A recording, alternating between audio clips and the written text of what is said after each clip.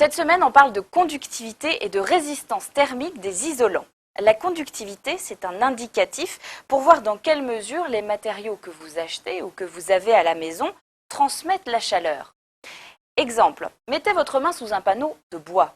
Vous sentirez moins la chaleur que sous un panneau de la même épaisseur, mais en acier. Eh bien, cette conductivité se calcule.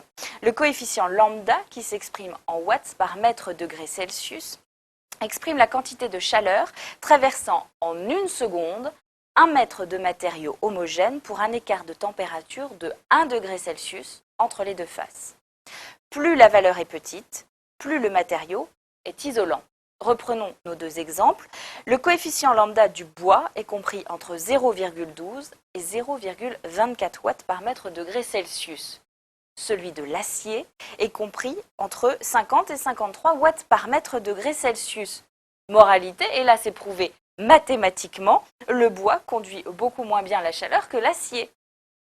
La résistance thermique, eh bien c'est l'inverse.